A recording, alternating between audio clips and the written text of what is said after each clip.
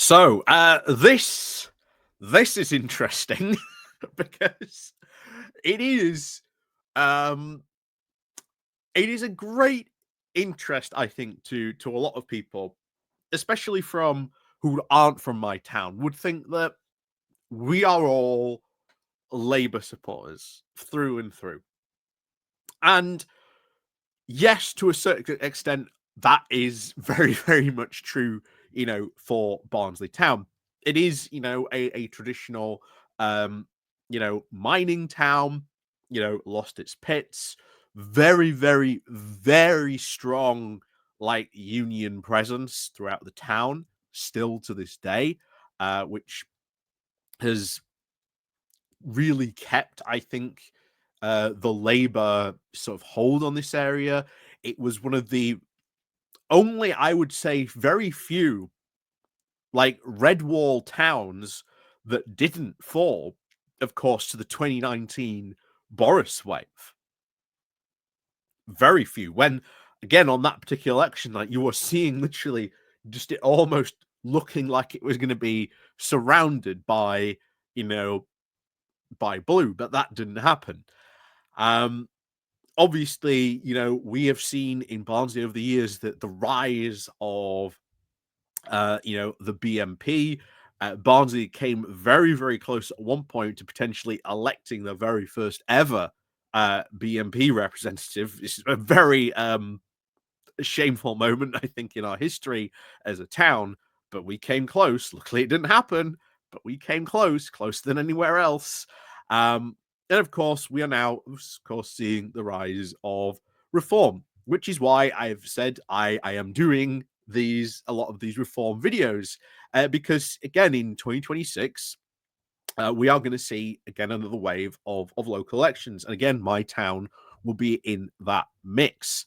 And I really do not want Barnsley, honestly, to become controlled by Reform UK, purely for the fact that if you really look at what's going on in Barnsley at the moment, our council is doing absolute sterling work. There'll be hundreds of people in the comments or who might see this from Barnsley who disagree with me, but we are going in a very good direction. Like the Barnsley 2030 plan of what they have put forward and what they intend to do with the town, building new infrastructure, attracting new investment into the town, increasing the number of jobs in Barnsley here. It is a really good plan that is taking the area in a really, really good direction. And the last thing, honestly, Barnsley would need is reform coming in halfway through this like really good transformation where the people of Barnsley are really starting to feel the good positive effects of this like long-term plan is for these idiots to come in from reform. We've already seen what's going on in places like Kent, where it's been absolutely paralyzed. We've talked about uh, what Worcestershire, yeah, place I can't pronounce down south. um, about how the fact that they've got no policy when it comes to road safety is putting local residents' lives at risk. Right? It's just one of those things that I really want to sort of warn people about next time when it comes to the next local election, and hopefully get more people motivated out there to go and vote. Otherwise, you know, last time we had a local election here in my town, we were 25%. That was low. That was that was low for a local election. And as I've said before, it is the low turnout that Reform UK took advantage of to, win a lot of those seats. So it was, to my absolute kind of surprise and shock, where I saw, of course, on ConservativeHome, even though we haven't done it for a while, I am still keeping on seeing what's going on over there. I saw a certain article where one of Barnsley's very, very few Conservatives came out of the woodwork to write a piece about Barnsley, which I find quite weird because it seems to me to be not a oh, we're gonna win Barnsley, but it was more like almost like a cope session that Barnsley was about to potentially fall to reform, even though he didn't mention reform, and that this change would somehow be a good thing.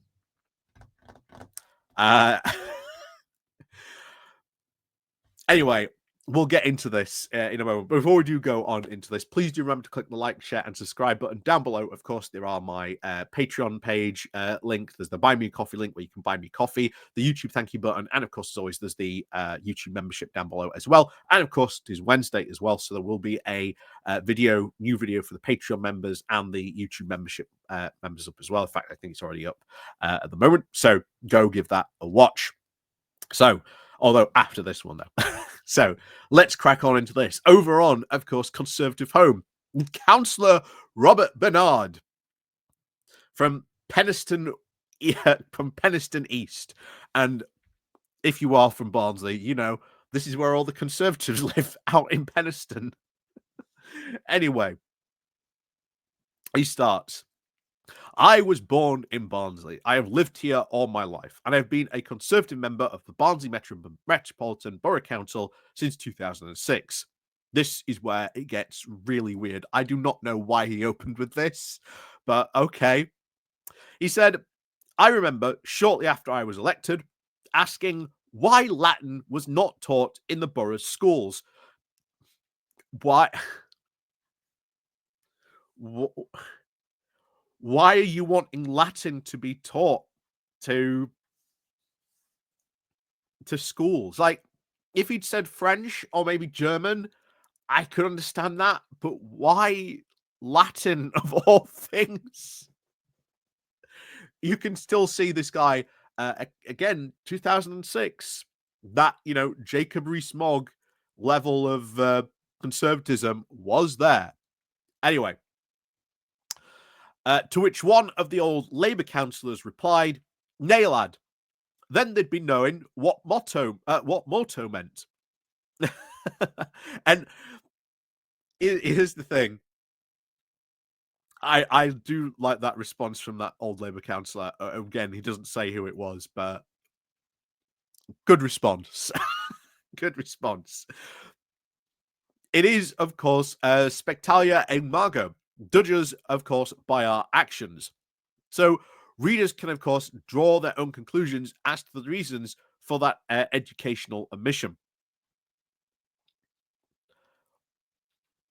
But why did you want to get Latin taught in our schools? Like, what was the point to all that? It makes you look really foolish. It makes you look really foolish, to be honest. Anyway, back to this. The first, of course, council in Barnsley was established back in 1869 at a time, of course, when the town was rapidly expanding, thanks to its traditional industries of linen, glass, and, of course, coal. Of course, mainly coal. In fact, in many of the early councillors were now proprietors of those industries. Several of the mayors were even conservatives. One Richard Carter, who was mayor from 1874 to 75, a geologist and civil engineer, the owner of the linen mill. He oversaw the improvements now to the water supply and drainage in the borough Labour, of course, gained control of the old county borough back in 1934 and has maintained its stranglehold on the enlarged metropolitan borough, which it is now incorporated urban and rural district since it was formed back in 1975. And you've got to get this to a point here. Why has Labour had such a stranglehold on Barnsley in particular? It has to do with the fact a lot of these Labour councillors really do care, what goes on in this town and want to make it better. And if he was honest, then he would bring up the 2030 plan.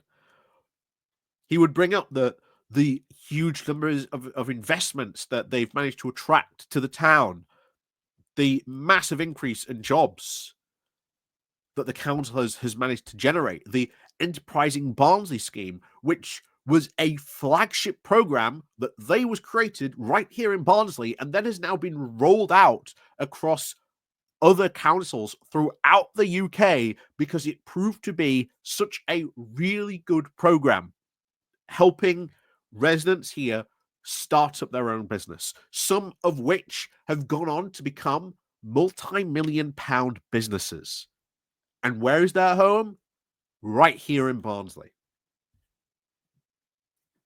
Massive success story right here in Barnsley. Does this guy want to mention that? No. Anyway,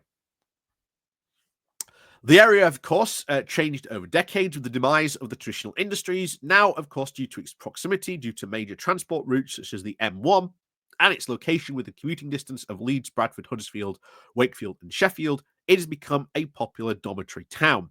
Again, true, Barnsley has very much changed. It has become ever more a commuter town. And that is recognized quite a lot, quite significantly.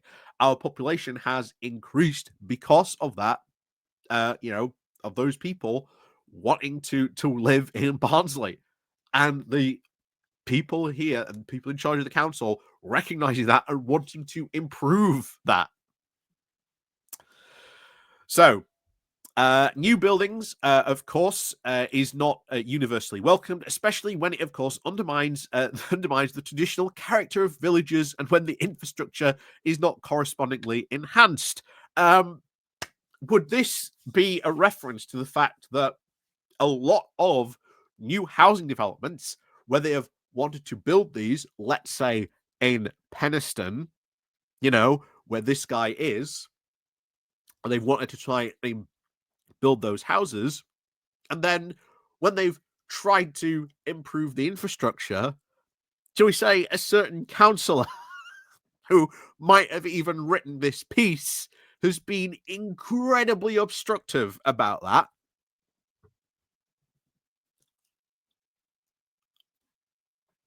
Can't help but wonder why. Anyway,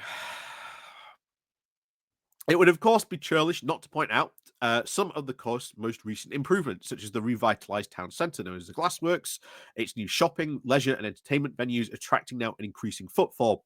You should also mention the NHS drop-in centre, easily one of the biggest success stories of the Glassworks, now also increasing in size, and also other towns and cities are also paying attention to that fact and are also learning from that and rolling that idea out into their cities and town centres as well. But there you go. Where were we? So attracting and increasing footfall. We also have excellent visitor extractions, like experiences, excellent visitor attractions such as Experience Barnsley and the Town Hall, Cannon Hall, now a stately home and park, Elsica Heritage, Wisborough Mill, both, of course, industrial museums. In the past, Barnsley was considered to have a very static population, with many families like my own living in the village now for generations. Again, not surprisingly, very true. That's how most towns actually used to be. In fact, I can trace some back to the Middle Ages, but an account of that would be outside the scope of this publication. Then why did you bring it up? Bragging about your family's roots. But yeah, this is the weird conservatives that live in Barnsley. But maybe we should do more about these guys in the future, but maybe. Of course, one benefit is, of course, that Barnsley has now been spared some of the well-publicised problems which have beset neighbouring towns like Rotherham, such as it means is also meant that politics has now been less volatile, less than elsewhere, until now at least. And then this is where he gets annoyed about our town council saying, "Hey, should we be changing how we have our elections? Should we maybe do it in 2 lots. So you have like, you know, 2 lots of 3, like every 3 years, certain areas have the elections rather than go all at once. Well, they've decided to go all at once because they did a public consultation. And when they asked the public, that's what they decided. That's what they want. Hey, democracy. That's how it happens. Anyway, the Local Government Boundary Commission has now as recently undertaken a review of the ward boundaries in an attempt to now equalise the number of electors in each, with at least 21 wards of 3 councillors, giving a total now of 63. Until now, Barnsley has used an election by thirds, whereby each councillor is now elected for a 4-year term, 3 years out of the 4, with the 4th year now fallow. It will be an arcane system introduced back in the Municipal Corporations Act back in 1835, which would add costs and disruptions to businesses in necessary periods of the pre-election purdah. From 2026, of course, the council will now change to an all-out election now every 4 years. This change comes at a time when politics in Britain is experiencing in-flight turbulence, leaving many to wonder if those on the flight deck now know the difference between real life and an Islington dinner party simulator. Basically, he's having a go at them for changing the system because there is a lot of suspicion, and I would have voiced the suspicion myself that a couple of those Conservatives out in Penistone might lose their seats because of this decision. Gee, I wonder why he is writing this. Anyway, it has now, of course, become apparent to many people, especially for those who politics is not a preoccupation, and now questioning, of course, the status quo, and do not believe that anything that they are told. Again, especially by the Conservatives. Indeed. We've even started to think that the state is actively now working against their interests. Well, you were part of the party for a long time that was telling them the state was working against their best interests. Again, a big part of your party wants to shrink the size of the state. Whether it, of course, be higher taxes now for worsening services. Again, why have those services gotten worse? Again, petty regulation impacting everyday life. Again, regulation pretty important in a lot of those areas of life, even though people might not understand why that is. But when you actually explain regulations and why they exist in the first place, a lot of people go, "Oh, actually, that's kind of sensible." Again, it's just talking to people about it. Bins not collected. Well, of course, we've just gone through a big upheaval and that they've changed the system, but again, a bit of a hiccup to start with, but now seems to be mostly corrected. On out, the increasing perception of a 2-tier justice system. Again, who is trying to highlight that there's this, quote, 2-tier justice system. It's the Conservatives without really providing any evidence that there is this 2-tier justice system. And of course, which party would I also like to highlight? Has withdrawn most of the legal aid. That would be this guy's party, the Conservative Party, but he doesn't seem to bring that up. And of course, the sight of those now who never contributed to Britain being in receipt of a large S&R expense. Basically, asylum seekers. Oh, how can these, asylum seekers get, be put up in a hotel?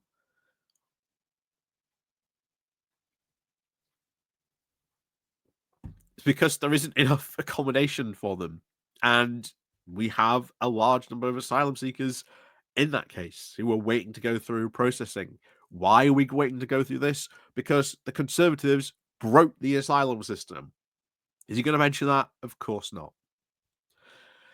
Anyway, all this now contributes to the feeling that British people are now a flying economy while others are in business class.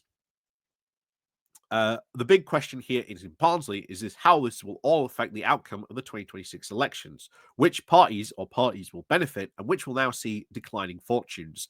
It is fair to say that voters are, of course, not satisfied with the status quo and want change. The old maxim, "We have always done it this way," is not enough anymore to persuade people to vote the way that they always have. Though who, of course, has the vision now to move beyond this tired old politics of the past and realize that people are, of course, no longer impressed with councillors, MPs, and candidates turning up for photo opportunities with bin liners and a litter picker. But he says that, but that actually helps. Like, that actually helps get people elected. Believe it or not. But there you go. What they, of course, want and what they need is to see a new direction. One, of course, which will take them where they want to go, to a better place now for their families and not into some dystopian future. Well, what about all the stuff and the fact that your government, your party, was in charge a little over a year ago at this time, just last year? You had 14 years in government.